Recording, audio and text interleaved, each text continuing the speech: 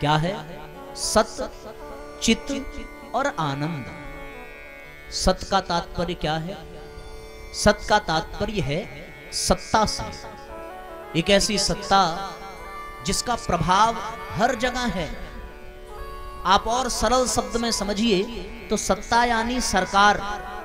जैसे इस समय पूरे देश में हमारे यशस्वी प्रधानमंत्री मोदी जी की सरकार है, इसका मतलब पूरे देश में उन्हीं की सत्ता है।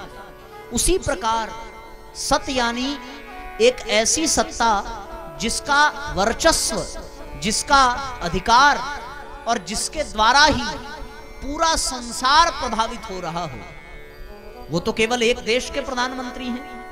राजा केवल एक राज्य का राजा होता है, लेकिन ईश्वर किसी एक राज्य, एक देश, एक स्थान का नहीं, बल्कि पूरे ब्रह्मांड का स्वामी होता है। उस ब्रह्मांड में जो कुछ भी होगा उसी की आज्ञा, उसी की इच्छा से होगा, और जो उसकी इच्छा और आज्ञा को नहीं मानेगा उसको दंड दिया जाएगा, जो मानेगा उसको सम्मानित किया जाएगा।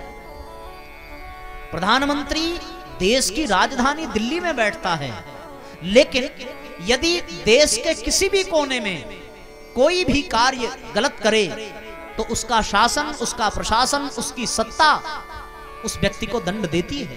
वो कानून व्यवस्था के अंतर्गत आता है। तो सत यानी सत्ता, सत यानी एग्जिस्टेंस, सत यानी जिसका प्रभाव सर्वत्र हो और सर्वदा हो। प्रधानमंत्री हो वो 5 वर्ष के लिए होगा, राजा 20, 25, 50 वर्ष के लिए होगा। उसके बाद राजा बदल जाएगा, प्रधानमंत्री बदल जाएगा। लेकिन ये एक ऐसी सत्ता है जो कभी नहीं बदलती।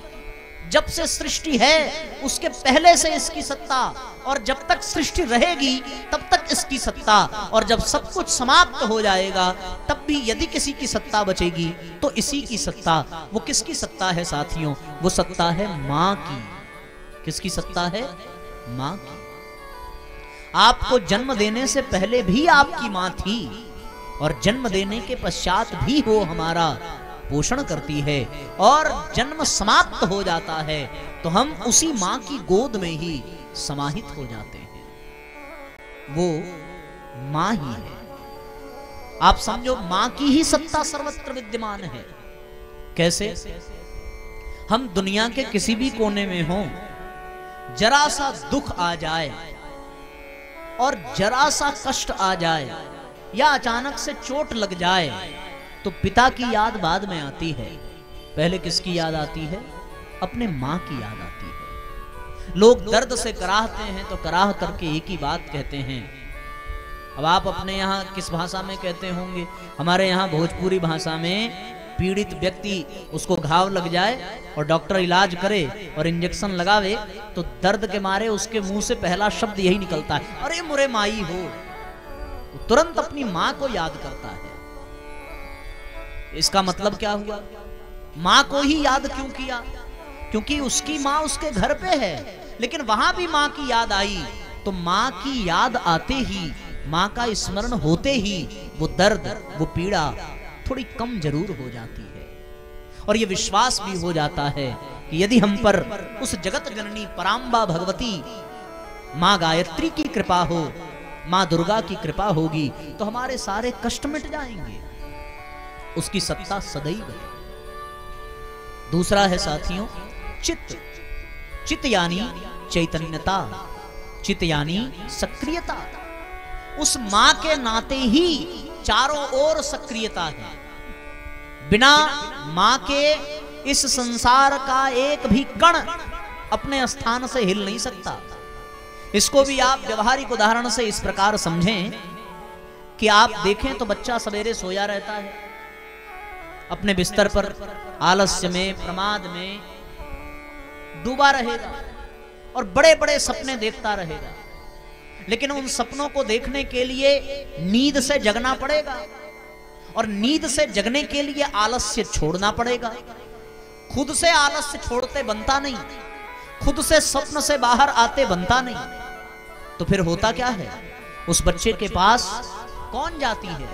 मां ही जाती है। और फिर मां प्रेम से उसके मस्तक को सहला करके उसे उठने को कहती है कि लाला उठ जा, भोर हो गई है, और प्रेम से उठा करके उसे नहला धुला करके उसे सक्रिय कर देती है, उसे उसके काम में लगा देती है। वो जो भी काम करता हो, बच्चा चाहे छोटा हो, चाहे किशोर हो, अथवा वृद्ध ही क्यों न हो जाए, यदि उसकी माँ है और वो माँ ये देखेगी कि ये देर तक सो रहा है, तो वो झट से जाएगी और कभी प्यार से और कभी डांट डपट करके तुरंत जगाएगी। जरूरत पड़ने पर जल के छींटे मारेगी, और जरूरत पड़ी तो क्रोध में आकर पूरे बाल्टी का पानी फेंक देगी, लेकिन वो देर तक सोने कभी नहीं देगी।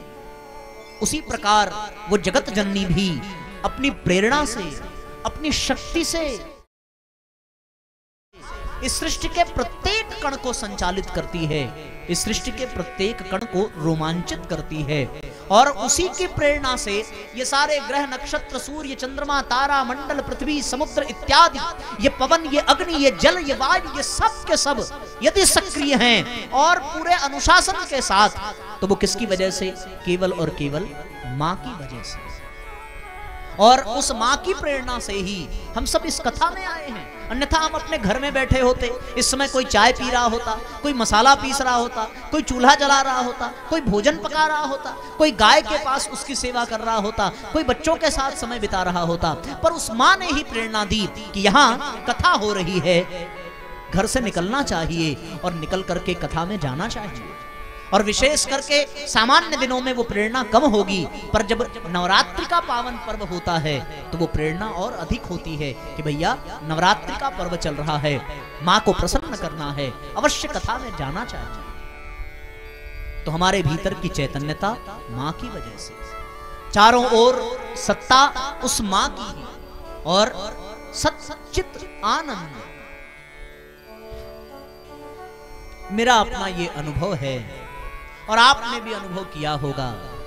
आप कष्ट में हो, आप समस्या में हो, आप परेशानी में हो, दुनिया के किसी भी कोने में चले जाइए, आपको शायद ही आराम मिले, आपको शायद ही लाभ मिले। पर साथियों, ये कहना अतिशयोक्ति नहीं होगी कि आप लाख समस्या से घिरे हों, लाख दुखी हों, लाख परेशान हों, पर यदि जाकर के अपनी माँ की गोद में बैठ गए और उस माँ ने प्रेम पूर्वक अपने हाथ से आपके सिर को सहला दिया, तो मानो घाव कितना भी गहरा हो, उस घाव पर मरहम जैसा अनुभव होने लगता है और जीवन देखते देखते आनंद में परिवर्तित हो जाता है। वास्तविक प्रसन्नता कहाँ मिलती है? केवल माँ के आंचल में ही मिलती है। वास्तविक आनंद कहाँ मिलता है? केवल माँ के संरक्षण में मिलता है। वो माँ डांट दे, फटकार दे, तो भी हमें उसका प्रेम, उसका वात्सल्य उससे बांध करके रखता है। लाख दुत्कारती हो, लेकिन इस संसार में यदि कोई एक प्राणी है, एक प्राणी जो कभी आपका अहित नहीं चाहेगा, वो एक केवल और केवल माँ ही है। माँ के सिवा और इस संसार में कोई ऐसा नहीं है जो आपका हित चाहे। कोई हित आपका करेगा भी तो स्वार्थ में, पर निस्वार्थ भाव से, निष्कपट भाव से यदि कोई आपका परम हितैषी है तो वो केवल और केवल माँ ही है। तो वास्तविक आनंद कहाँ है? माँ के चरणों में है। सक्रियता, प्रेरणा, सजगता, जागृति माँ के द्वारा है, और सर्वत्र सत्ता भी उस माँ की ही व्याप्त है। ये बड़ी महत्वपूर्ण बात है और आपको जानकर के ये प्रसन्नता होगी। नवरात्रि का पर्व, माँ का पर्व। कथा भी स्त्रीलिंग सूचक शब्द है। लोग कहते हैं कथा हो रहा है, ऐसा कोई नहीं कहता। क्या कहते हैं? कथा हो रही है। कथा हो चुकी यानी स्त्री सूचक शब्द है। तो हम ये भी कह सकते हैं कि कथा भी माँ है। स्त्री कौन है? माँ ही तो है। कथा रूपी माँ के शरण में आ जाओ तो माँ अपने संरक्षण में, अपनी सत्ता में आपको ले लेती है, अपने आंचल में, और फिर चित्त यानी आपको प्रेरणा देती है, और प्रेरणा देकर के वो आपको सक्रिय कर देती है, और उसका संरक्षण, उसकी प्रेरणा से जो जीवन में आगे बढ़ता है, उसके जीवन में आनंद ही आनंद होता है।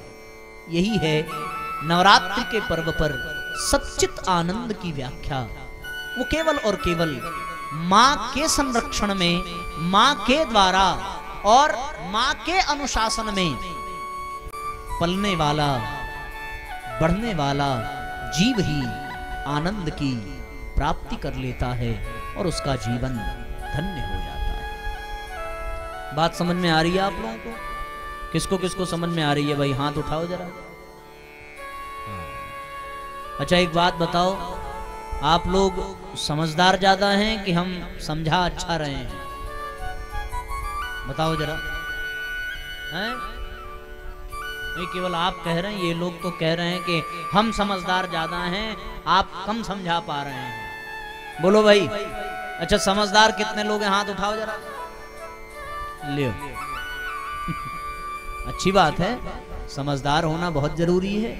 अच्छा ये बताओ, हम समझा रहे हैं अच्छा, ये कितने लोग मानते हैं? हाथ उठाओ। अरे वाह, आप लोगों ने तो भैया हमारा बड़ा सम्मान कर दिया। तो चलिए बहुत अच्छा है, अगर आप लोग इतना अच्छे से समझ रहे हैं और इतनी बड़ी संख्या में पहले ही दिन एकत्रित होकर के कथा माता की शरण में बैठकर और उनकी प्रेरणा से कथा सुन रहे हैं, तो निश्चित रूप से आपको आनंद भी अवश्य अनुभव हो रहा होगा। अच्छा आनंद किसको किसको आ रहा है? अच्छा किसको किसको लग रहा है? हाथ उठाओ। बहुत सुंदर। तो आइए हम सब आपको सतचित आनंदमयी माता के भाव पूर्वक चरण वंदना में ले चलें। आप सब भाव पूर्वक दोहराते हुए गुनगुनाएंगे।